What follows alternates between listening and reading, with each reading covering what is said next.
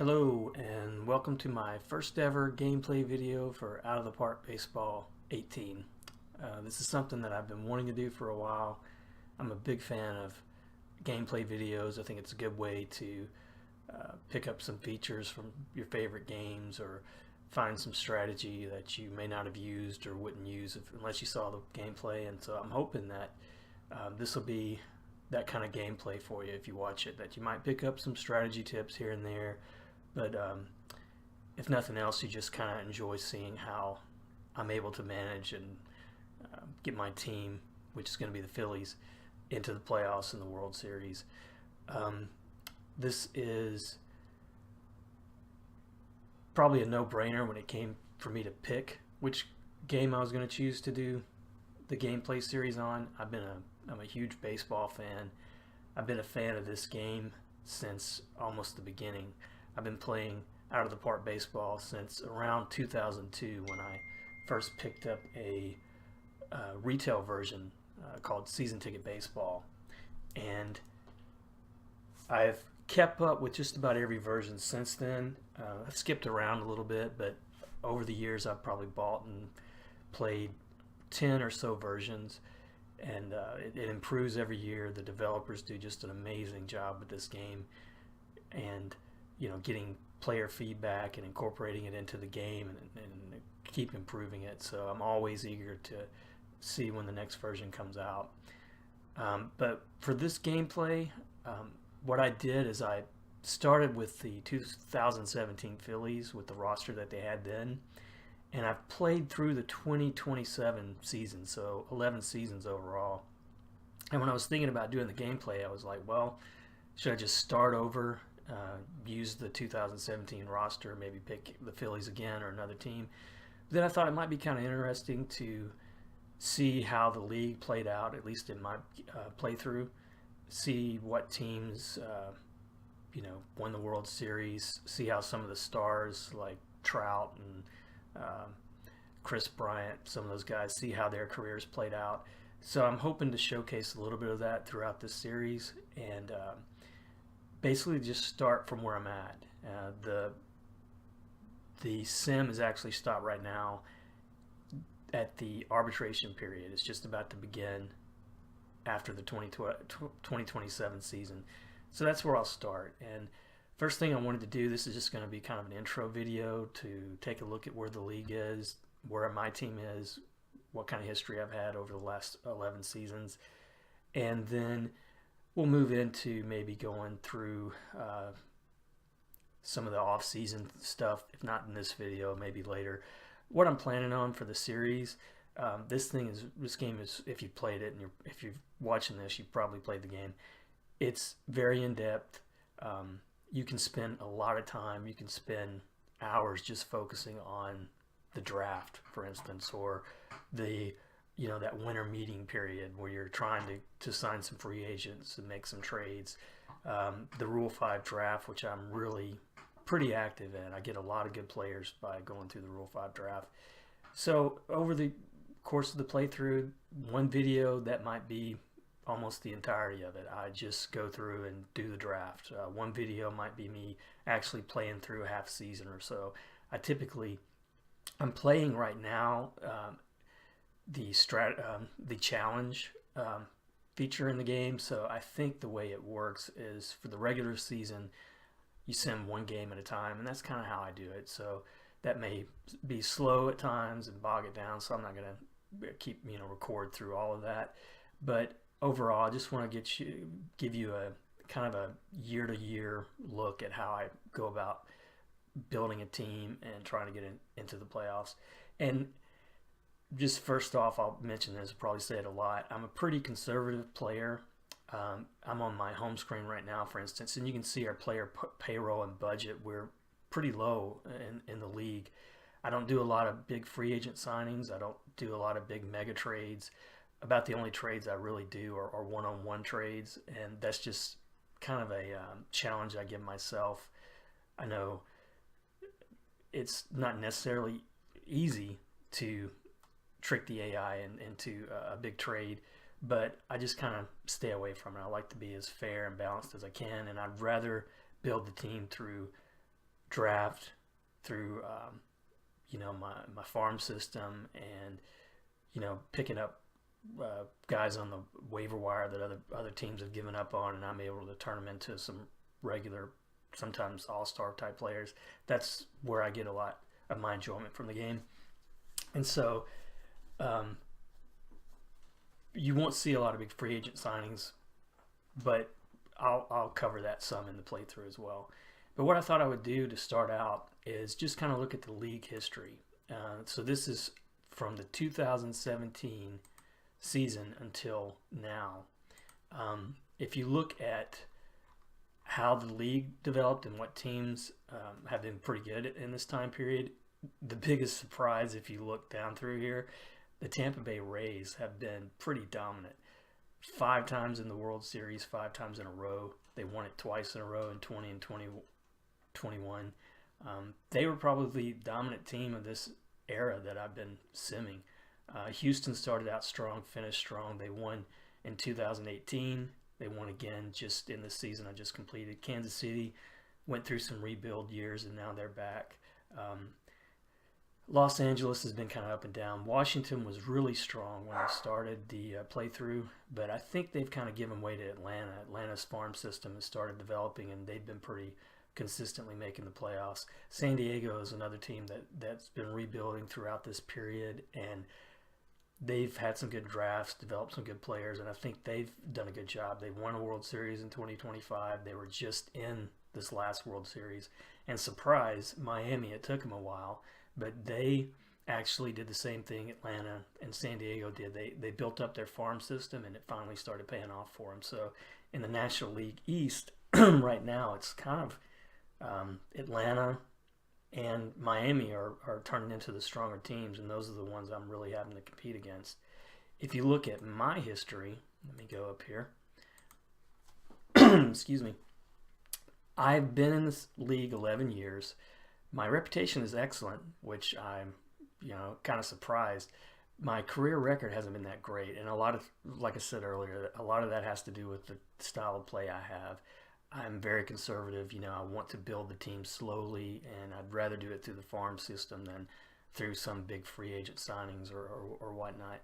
But in terms of my history overall, it's been hit or miss, up and down.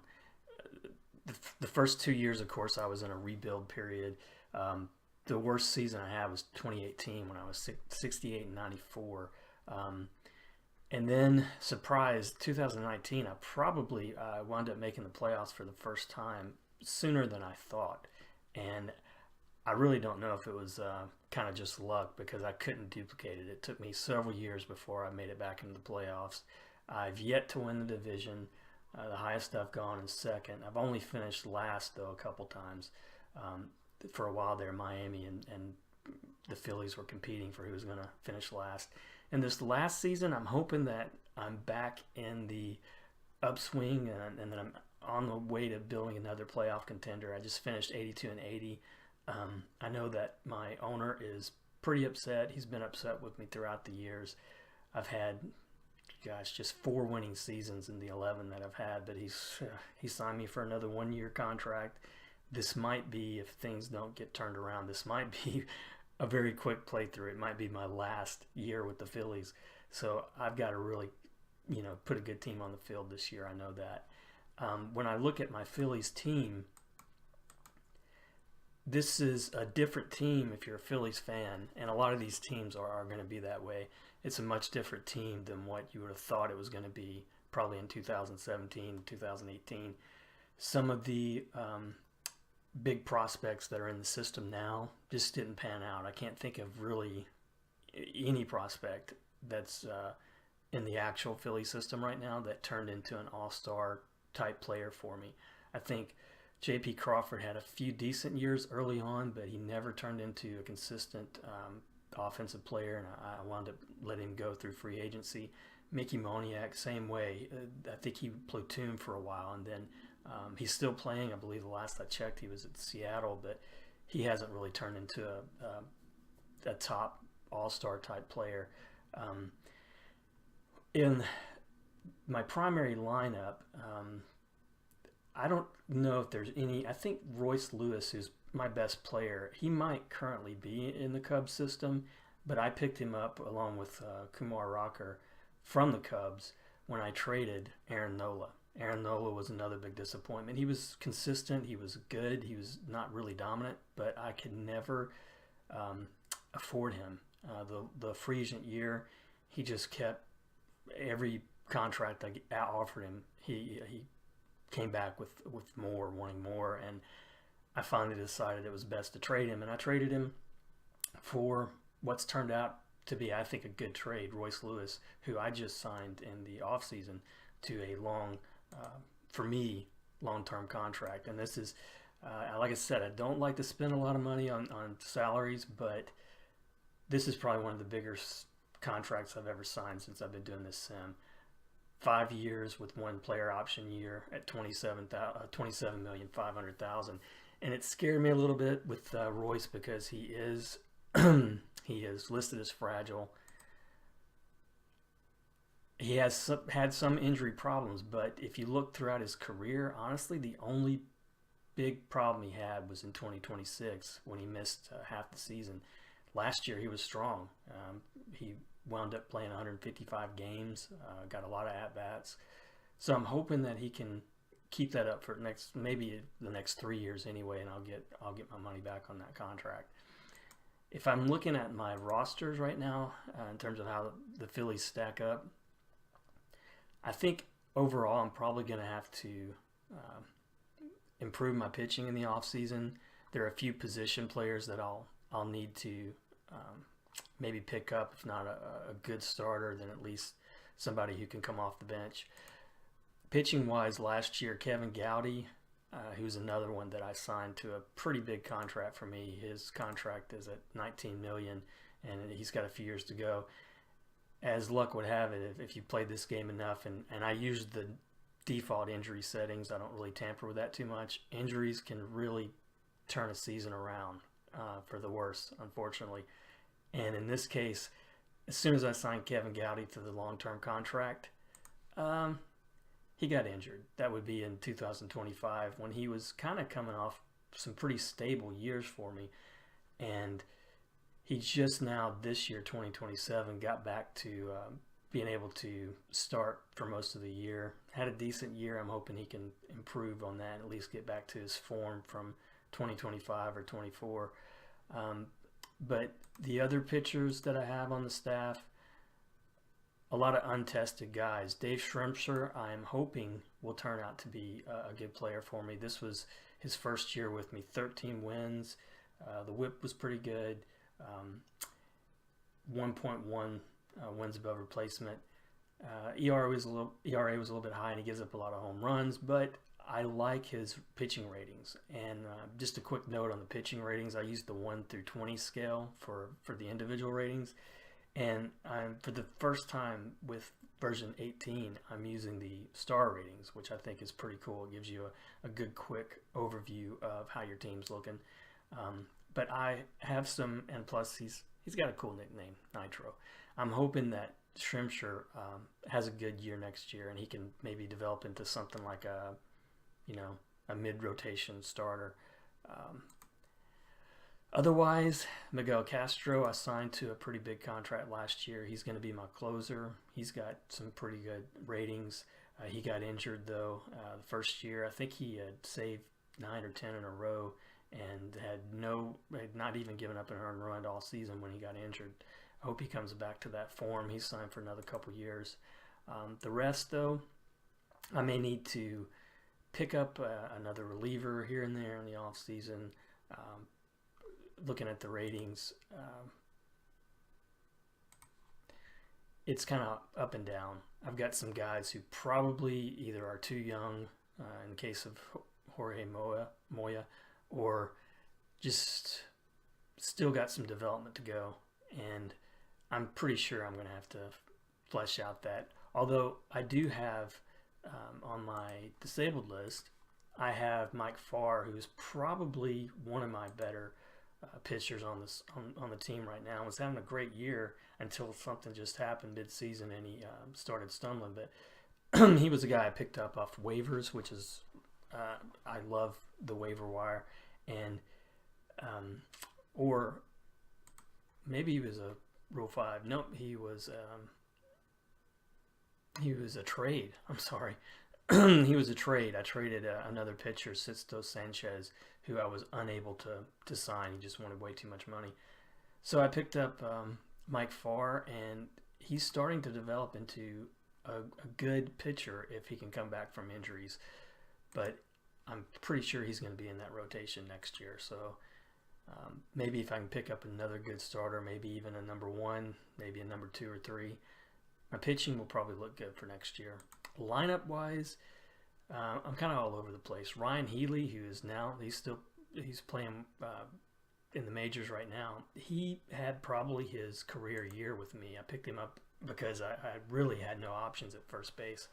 I picked him up in the offseason last year, and this was, I think, easily his career year in this sim. He scored 85 runs, 34 home runs, 92 RBIs. A lot of strikeouts, not many walks, but that's kind of the player he is. He's adequate at first base, but he is a free agent after this year, and at 35, almost 36, I don't see me re-signing him. Even he's wanting even $2.2 million. I really don't know if I want to go that high with him because I really don't think he can duplicate what he did last year.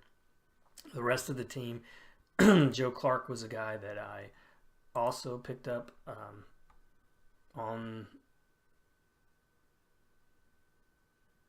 well, showing here that I drafted him. I guess I'm a little bit messed up, but I thought I picked him up on the waiver wire. But he was a rookie last year for me and was rookie of the month for a couple years in the 2027 season. He's pretty good defensively. He's got great speed, good contact hitter. And I love his personality class, spark plug, good work ethic. I really pay a lot of attention to those two in terms of my playthrough. But I also have a guy in AAA, Sean Barge, who I did draft, and my scout is really heavy on him. He has a chance to be a very good contact power hitter, plays great second base, great defense, good speed. So he only got a cup of coffee last year, and he's never really done much at all in the minors. Partly injury, partly just, I don't know, he's just never really put together a good season. But I'm hoping to give him a shot in spring training. If he pans out, then I may be able to trade one of these infielders because at the moment I'm pretty, I've got some good depth. Adam Oviedo is pretty good. He's good contact, good defense. He can play 2 positions, second, short. He's got great personality stats. So one of these guys, probably either Oviedo, Clark, or Barge, might get traded in the offseason or early next year, and that might help me out. Royce Lewis, hopefully he comes back and has a good strong year. Freitas Nova, another waiver pickup. He's been really strong for me the last 2 years. He's coming into his arbitration year though. I don't know how high he's going to go. I'm probably going to keep him because he's got great power, great defender. He can play 3 positions, 4 positions really strongly. So I'm going to hold on to him. And then the rest of the game, Quentin Holmes, rated high by my scout, but he's not really done much.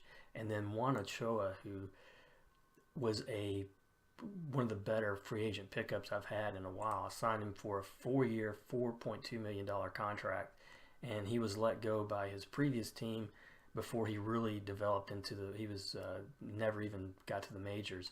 And it was with the Cubs. He did get to the majors, but they gave up on him after that 2024 season, so I picked him up. And for me, he's been done really well. He was a Rookie of the Year in 2025. Led the league in home runs in 2026. Last year was an off year for him, but he still was very productive. He draws a lot of walks. He scores some runs. A couple of things that are negative to him: he's not very strong at right field. So on a 1 to 20 scale, he's looking at about 9. That's not as good as I'd like it to be. But the other things, good power, good eye. I think he's still going to be a good player for me. And he's very young, 26. So those are kind of the the way the team is looking now, that's pretty much where my strengths are. I think of all the positions going to the off season, I'm really going to have to look at a first baseman if I don't decide to keep Ryan Healy, and I'm thinking right now that's not going to happen. Or Nova, who can play first base. He might be another option if I can keep one of these guys and maybe put Oviedo or Clark, somebody like that at third to free up Barge, who's coming up in the minors. But that's kind of the team as it looks right now, and I figured this would be before I started simming or doing anything, that I would just kind of go through and give you a look at where I'm at now. You can see we've got several teams ahead of us this year in the wild card chase. I'm hoping to close that gap next year. I'd like to at least make it to the wild card, but it might be tough to beat out Atlanta in the league.